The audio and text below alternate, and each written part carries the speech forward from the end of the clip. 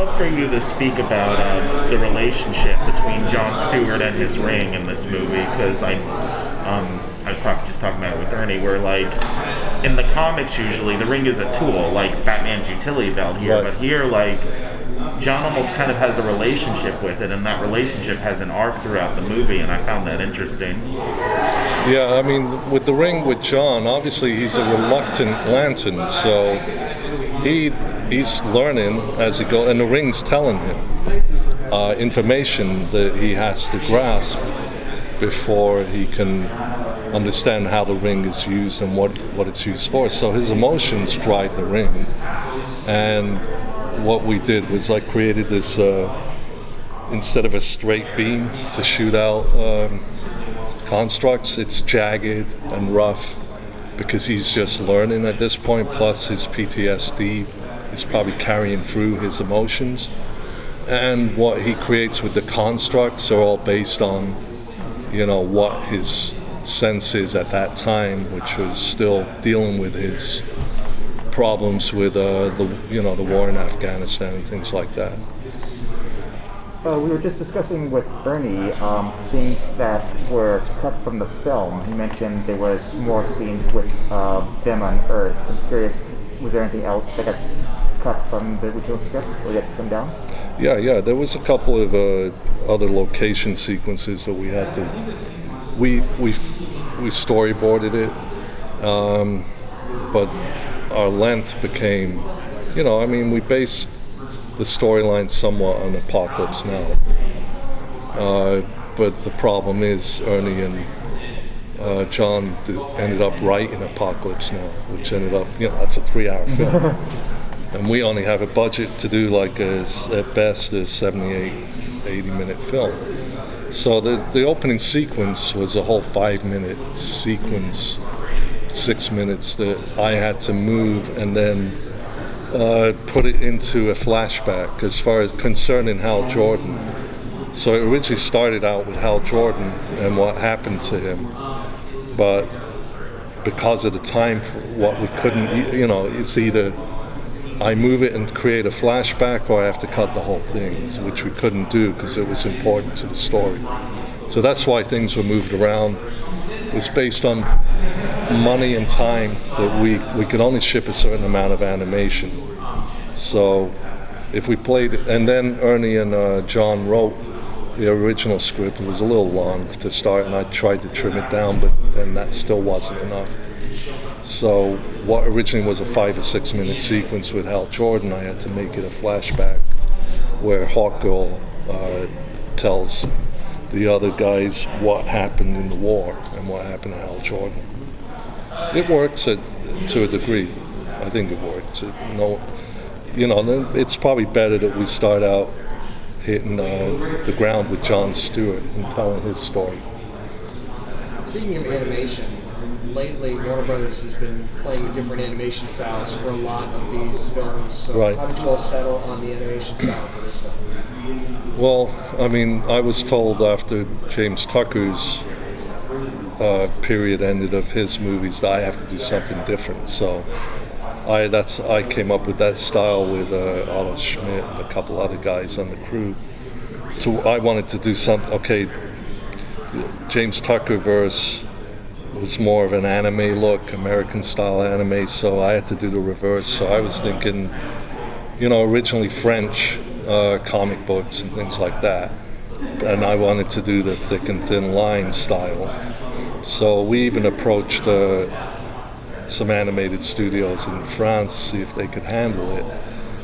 It was too big for them as far as what they were used to, money, budget-wise and production. So, but I retained the style because I thought I was going to be mixing 2D animation with Harmony and Flash, so I'd get a better grade of quality, when the acting scenes were happening and things like that. But ultimately, we couldn't get that done, so I continued with the style and just kind of had to break in the studios in Korea and Japan on how to approach it and what we want with the thick, thin line, plus texture and things like that. How long did that take to finally get it to the version we see now? How long did that take? Yeah, from start to finish, it's about a year and maybe a year and 2 months. Yeah, 14 months. Was it worth it? I don't know. Maybe. I mean, at this point, this is like our 5th film, so I'm juggling that film plus production on previous films where the animation is coming back. So it's always kind of like you're juggling 3 films at once. In one version could be in written stage, the other could be animation, another could be in final stages of editing and things like that. So is it worth it? Yeah, they pay me. It's worth it. Plus I'm doing what I've always wanted to do since I was a kid. So yeah, I'd say it's worth it. What were some of the Jon Stewart stories that influenced you?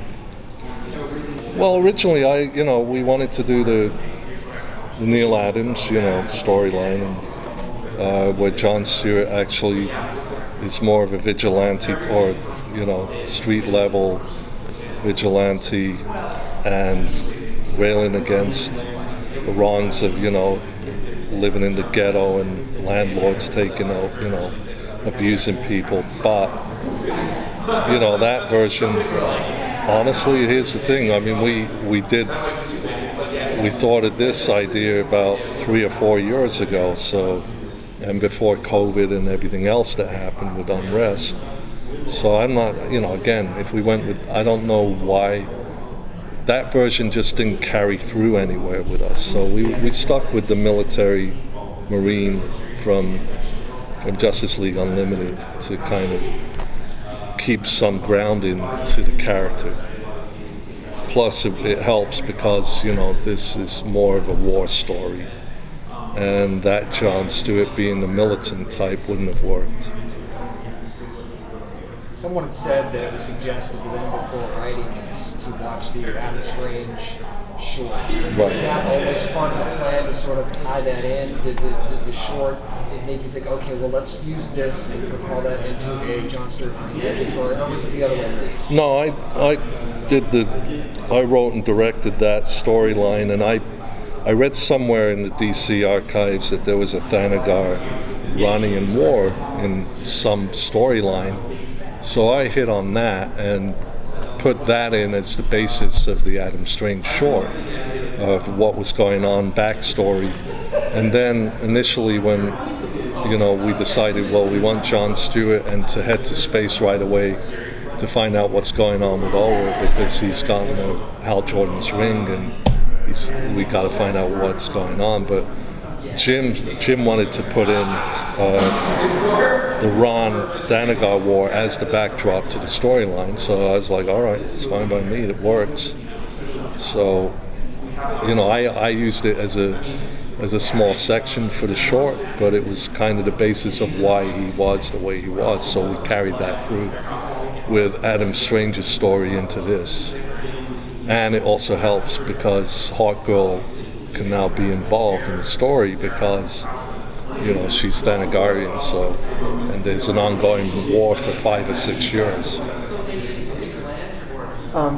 You mentioned that Apocalypse Now was an influence on this film's story. I'm curious what influence of sci-fi may have influenced it. I definitely see some Dune in it. So I'm curious, David Lynch's Dune. I'm curious what. Some what? David Lynch's Dune in it. Oh yeah. So that for me was, I told the guys, all right, look, I know Ron, every time the comics, you look at them, they're just flat, nothing designs. They're just either a lot of guys with just straightforward white suits, I said, well, I want to do Dune. I want to do David Lynch's Dune. So try to design the Iranian people like that. Give me those costumes, and even the facial look as far as having a tattoo on the side of their face, and it's, a little bit something more regal towards that. So that was done by choice, to try and pull in some of that David Lynch Dune. And that was, I think this is like 2.5 years ago. I heard Dune was going to be made, But I knew they weren't going to approach that version, so that's fine.